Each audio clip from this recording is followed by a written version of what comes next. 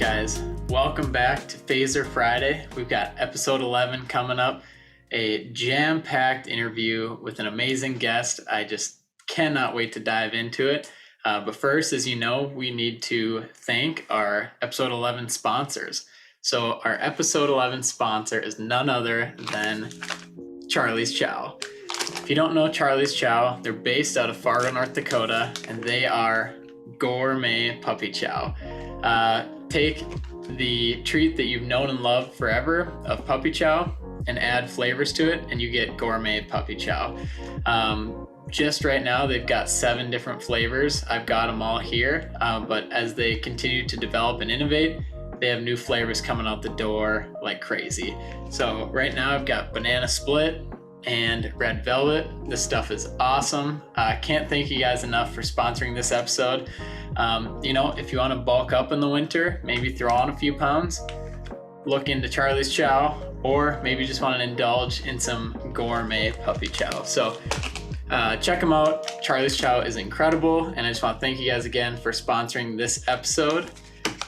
With that, we've got a very, very exciting guest. I've been telling people that this is going to be the NFL edition of Phaser Friday, because introducing our Phaser Friday episode 11 guest, NFL tight end, Minnesota Viking, Ben Ellefson. Mr. Ellefson, how are we doing, man? Thanks again for being on the show. What are you up to, man? Not a whole lot. Thanks for having me, Luke. It's been a long time since we've hung out, so glad we get to do this. And now I've just been hanging out in Minnesota. So how's everything going up there? You got snow yet? We got hit pretty hard this past weekend. I think there was about 10 inches here. Luckily, I went back home to Hawley, so I missed it, but I got the lingering effects still. So there you go. Yeah, I bet you missed that being in Arizona. Arizona is great, but, there's not a whole lot of snowmobiling out here or ice fishing. So definitely missed that. But I will say, like, the 70, 80 degree weather in winter is nothing to complain about too. So. Right. But so Ben, gave you the intro and everything. Let me hear a little bit more about your story growing up. And also let's hear more about, obviously, on the Viking squad right now, and then played for NDSU, and just kind of growing up. What's your story? Yeah. So, I mean, growing up is always just kind of around sports. Grow up playing AU basketball. I think we started traveling basketball back in like 3rd grade. FM athletics football back in 4th grade. So we've always, the class that I kind of grew up with has always been a really competitive class. Just a good group of guys that I've stayed in touch with even to this day. So we've always just been very competitive, and that kind of leads into just how sports has kind of come up in my life. But always involved with basketball and football at least. Never really got into track or anything like baseball a little bit, but just those 2 main ones. And then obviously, like I said, like AAU basketball was kind of my the thing that I did in the spring. But yeah, parents drove me around across the country and stuff. So it was a lot of fun growing up just with that atmosphere. Good deal. And, for those who don't know, so Ben, you grew up in Hawley, Minnesota, the center of the universe. And I grew up in Detroit Lakes, Minnesota. It's about, I tell Olivia it's a 22-minute drive. She says it's 30 minutes, but, it's, because we weren't in the same conference, right? Because you guys were in, was it 3A? We were 2A, and I believe you guys were one or two above us. We were 4A, yeah. 4A, okay. So we ended up actually playing you, or DL, a couple times in basketball. Never in football, but right. It was usually basketball. So cool. So like you said, basketball, football. When you were in high school or middle school, did you have a sport that you like wanted to go pro in? Like, was it basketball or? I think when I was little, I would say like elementary, I think it was football. But then as I kind of got older, and like I said, with the AAU stuff, I started to play basketball more. And kind of a weird way about it is that I actually, in 9th grade, I I remember waking up and I went into my parents' room before like the football season started, and I was just like, I don't think I want to play football because at the time I think they wanted to transition me to a tight end position, and I wanted to play quarterback, and so I was just like kind of frustrated with that, and not being able to do kind of what I wanted at quarterback. So um, I sat on it a little bit, just thought about it, and then decided to play just because I think I had some conversations with the coaches and whatnot. So ended up playing football that freshman year and doing fine, like playing a little bit and stuff. But then sophomore year is kind of the year that it picked up for me, just playing time and just getting opportunity at both tight end and quarterback. At the time I couldn't really throw the ball. I wasn't as much of a thrower as Jordan Harms was, Right. but I ran the ball decent, and so kind of growing into my body and stuff like that. Like I knew, I was 6'3", 6'4", 6'4" on a good day, but I knew that I wasn't gonna like go anywhere necessarily big for basketball just because my height and size and stuff. So I kind of knew that football might be the route that I wanted to go, and got a little bit more interest from colleges and stuff for football. So I just kind of just decided to go that route. Obviously played basketball throughout high school, but Right. that was kind of the deciding factor was my height and weight and stuff. So Right. And so that's kind of a good question that you just kind of brought up is when did you notice that colleges were interested? I mean, was it that sophomore year or was it kind of more into the junior year? And what type of colleges were interested? yeah, for me it was probably more into the junior year going into my senior year. Yeah. Um, Basketball a little bit earlier, just because of the AAU aspect of things. You go to these big tournaments and stuff, and there's college scouts and college coaches watching games and whatnot. And so there's a little bit more, um, you know, you're out there a little bit earlier than you are in football necessarily. So Right. obviously, I went to some football camps in high school. I went to an Iowa Hawkeye football camp, an Iowa State football camp. The Minnesota Gophers won, Yeah. and then obviously NDSU as well. So kind of with those that interest from those schools for football kind of didn't really. It kind of was a trickling effect, I would say. Yeah, more the D2 schools kind of were interested, and then all of a sudden, SDSU was actually my first offer, and then NDSU and things like that kind of came along Yeah. afterwards. But Nice. yeah, it's kind of how it worked. I guess one started to show interest, there's a few more that came along. So Totally. Yeah. And obviously, we'll get to the NFL portion, but I don't want to skip over your time at NDSU. So, college is a different time for all of us. So what was your college experience like at NDSU? It wasn't far from your hometown. Obviously, you played football there. Talk a little bit about what your college experience was like. yeah, it'd probably be easy to say that it was great in every aspect, just because from the outside you see, like when I was there, I ended up winning 4 national championships or being a part of 4 national championship teams, which is awesome. It Yeah. is the best experience, best moments of college. Was in Frisco, but there's a lot of that freshman year can be pretty tough for anybody, but then adding all the pressures of football and being close to home and having that pressure of doing well and things like that can definitely add some stress and things like that. So I just remember like looking back at it, I remember there's some phone calls and stuff with my parents, just about where I was at, what I was doing, how I was doing, injuries that come along Yeah.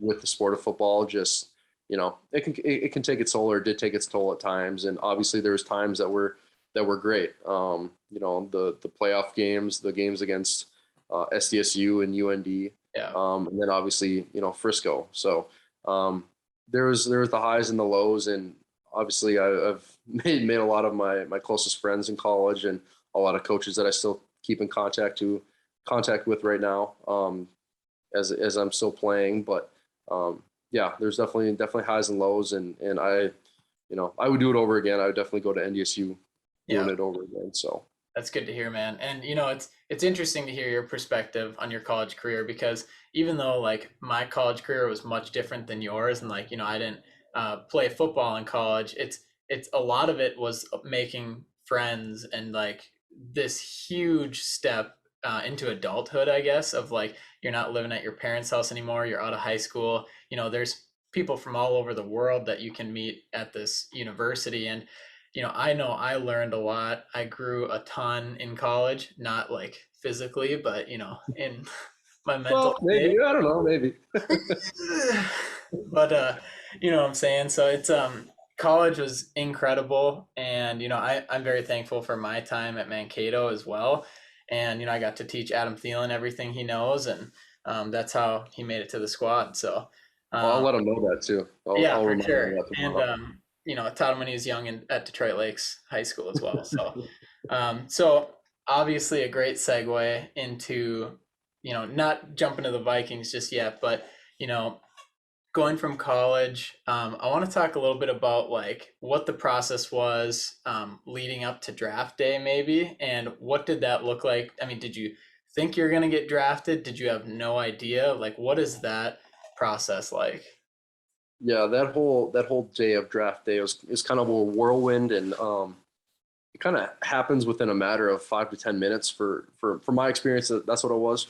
But I guess before that, like leading into my senior year at NDSU, I had actually had a couple foot surgeries, like major foot surgeries, and so I was kind of going into that fall. I was kind of coming back from those, and I just had a lot of you never know, like different doubts and things that going on through your mind about where if you're going to be drafted. You have to have a big season in order to like get this opportunity and stuff.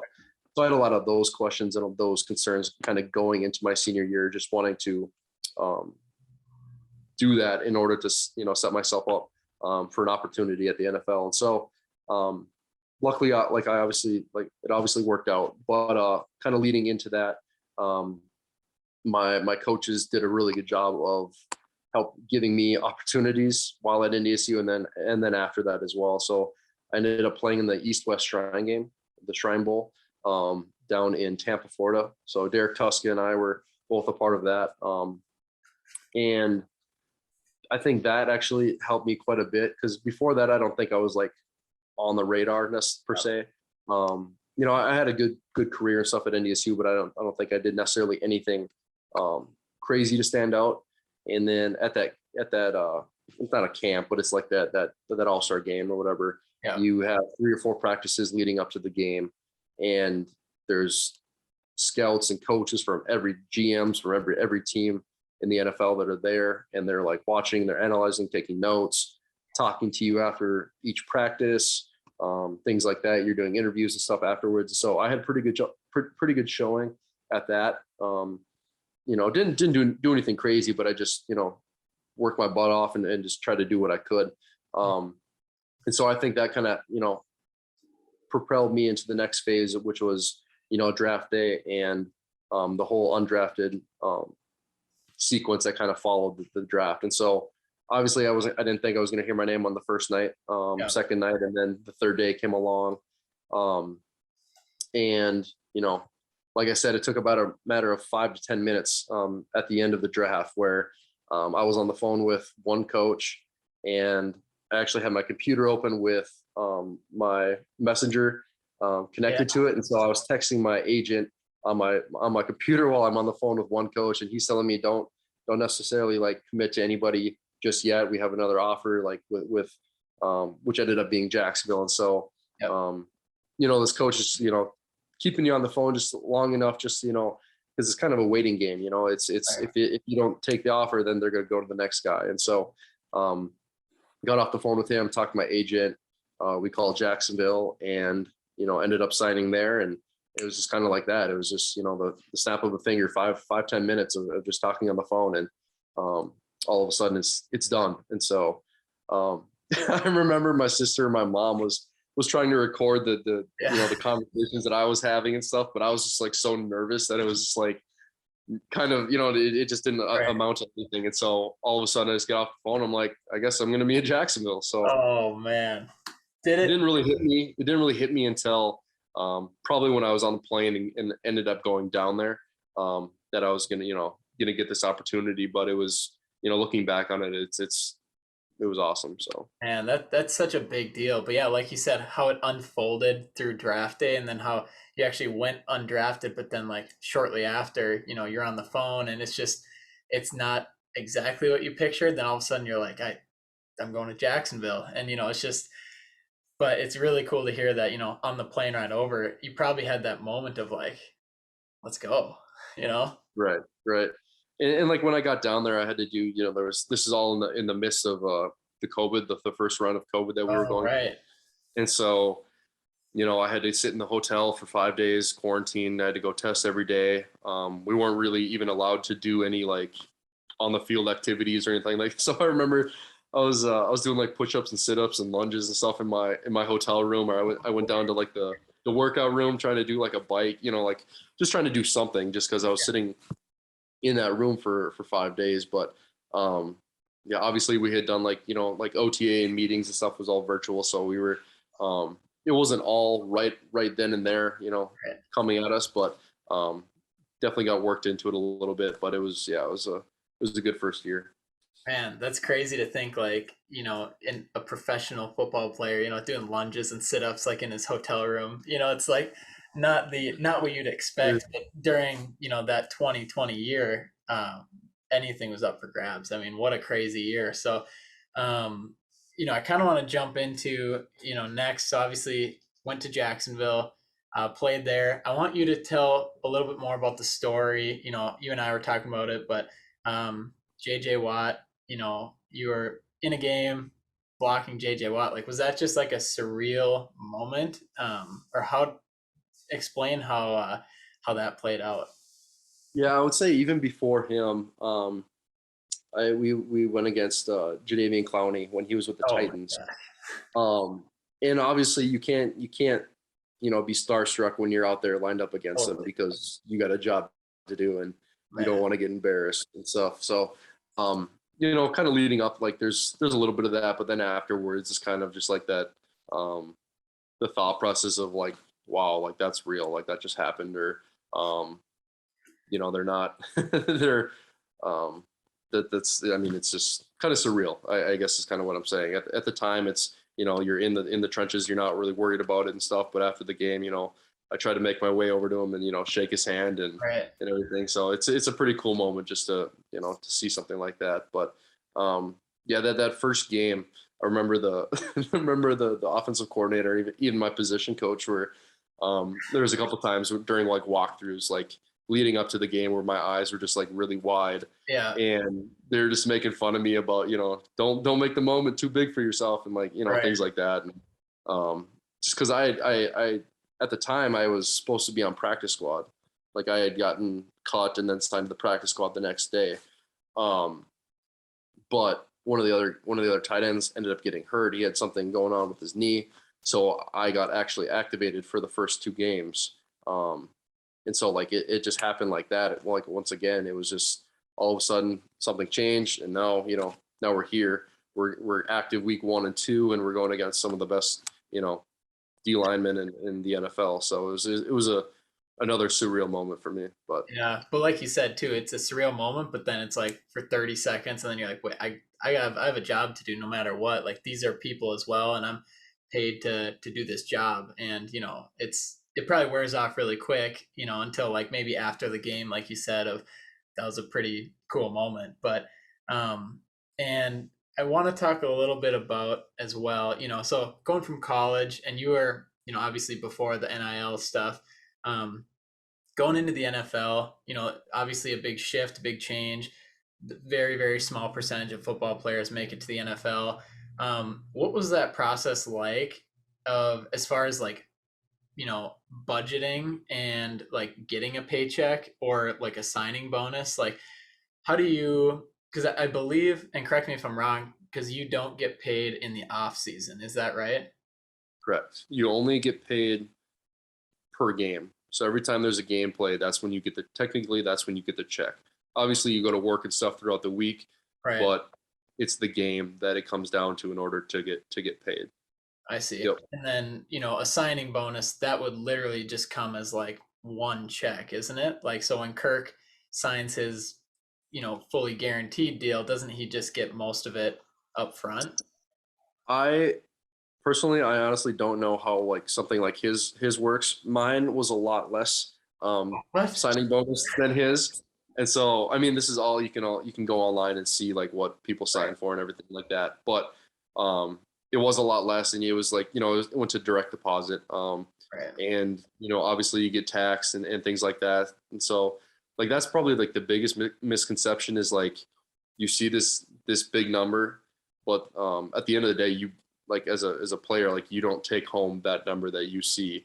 Totally. Um, Obviously, half of that, and then maybe even less than that, just because of taxes. You have to pay your agent. You have to pay other fees. Um, if you get fined, you have to pay that fine. It all, if you do a jersey swap with a couple teammates or with somebody else, that's another, a little bit that's coming out of that paycheck. So, um, you know, tickets to home games, tickets to away games, like there's a lot of things that like it can add up. But yeah, I would say like obviously, yeah, college and um, we got some cost of attendance stuff.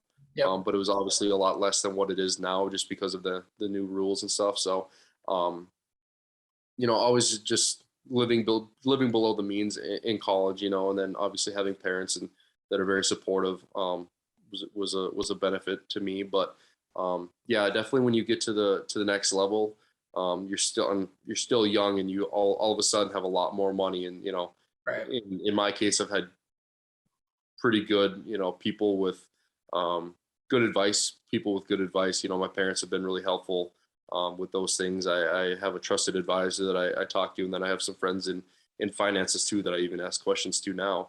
Yeah.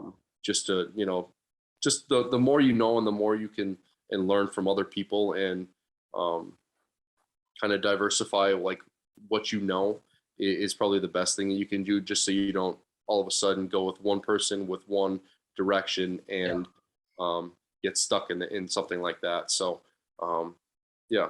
Yeah, I'm really glad you brought that up because, and you and I have talked about this as well, but really putting people in your corner, and this can be relatable to any business owner listening or anybody that's trying to get to the NFL or anyone that's working a job. It's like really it's putting people in your corner that can help teach you to make the right decisions instead of just having one person do it for you. I know that's how a lot of NFL players get into trouble is they have one person telling them where to put their money. They put it all there, and then maybe there's some issues. So it's and it's okay to get second and third opinions. It's okay to learn where to put your money and where to what to do with your career and everything. And it's really just important to have trusted people in your corner because ultimately you have a job to do and you can't pretend to do everything else as well. Like you can't be an expert in everything. And I know I'm a big proponent on that is just like really building up a team of people to help you out through that. Right. Right. Yeah, there's a high percentage, I don't know the number, but there's a high percentage of former NFL players that are retired that end up going broke just because they don't have A, people that they can trust, and then B, they're not smart with their money while they do have it. Those are they're two main problems. And so yeah, definitely you don't know what you don't know, and so the only way to figure that out is sometimes you have to research yourself or you have to research through somebody else that does know what they're talking about. And so that's definitely something that I've learned is to if you don't know something, ask or look it up yourself just to get a better understanding of whatever it is that you want to learn. So Totally. I love it. I'm going to change gears here a little bit. We've got a couple of rapid fire questions. what? I'm just going to go through them. Give me the first answer that comes off the top of your head. We're going to see what we get here. So, on the Vikings, who would you say is your closest friend on the team right now? Probably Conklin. Let's say Tyler Conklin. We have some good conversations, just about football, but then also about just other things too. So Yeah. Conklin's a good dude. Good deal. Next one, we got what away stadium do you want to play in? Good one. I would say Lambeau. Yeah. I would say Lambeau is just because of the history and being a Viking, playing against the Packers last year as a Jaguar. played against the Packers when there was no fans, and it was cold and almost miserable at times, but it was still a really cool experience. So I just definitely say Lambeau. Okay, so Lambeau, but snow, rain, or 72 degrees. Snow. Okay, cool, sweet. How did your obsession with LaCroix and Arby's begin? I don't know. You want me to go grab mine? No, you're good. We're on a time crunch here. But shout out to our sponsor here at LaCroix. And then lastly, high school, college football players, what advice would you give them if they're, legitimately looking to try and get to the next level? I would say that the biggest thing is you got to ask yourself, what do you want to get out of it? Like, what are you doing it for? Why are you doing it? So that the biggest question is the why. And then what are you willing to sacrifice to? Because it does take a lot of hard work and a lot of time, a lot of time Yeah. To do certain things and to be successful and whatnot. So yeah, definitely figuring out your why, and then are you willing to do what it takes in order to do it. So Awesome. I love that, man. And last one, this just came in. When the Vikings go to the Super Bowl, which Eggebraaten will you take to the game? was that question from Liv? Yeah. I gotta go with Luke, my guy Luke. Oh, okay. Sorry, Liv. Okay, good. So we'll get her some nosebleeds. Yeah. Don't worry. Good deal. Well, again, this is Phaser Friday, episode 11. We got Ben Ellefson on, Minnesota Vikings tight end. Before we wrap up here, I got to ask like one or two more questions, with your playing, with the Vikings. I mean, was the Vikings like ultimately, like, you're a Vikings fan, aren't you? Is that the dream team to go to? It's kind of the dream team to go to, just because obviously grew up a Viking fan, and we weren't diehard fans or anything like that in my family, but obviously grew up watching them, knew a lot of the players and whatnot, and so to put on the purple and everything is a good experience. It's very, very cool experience. Totally. And like you said too, because once you're in the NFL, it is a part business, and obviously you see that from the top down, and you're willing to play for any team, but obviously, like, if you do, I guess, like, using Tom Brady as an example, like, he loves Tampa Bay and he wants to stay there. But there's a lot of transactions that go on in the league, and ultimately it's the opportunity to play in the league that is so special and so cool. So it's been pleasure to watch you obviously do what you do in Jacksonville, but then to see you come home to the Vikings. Like, obviously I'm a huge Vikings fan, we all are here, and it's been really cool to see what you're doing on the field but also off the field. I know we've got some fun things coming up in 2022 that you're definitely looking into and helping out with, and it's been cool to see you grow that way as well, not just professionally but also like personally too. So with that, I just want to, Ben, thank you again so much for being on Phaser Friday. I mean, what a cool episode. Appreciate it so much, and can't wait to meet up again up north. Yeah. Awesome. Thanks, Luke. Appreciate you. No problem. Cheers, man. Let's see ya.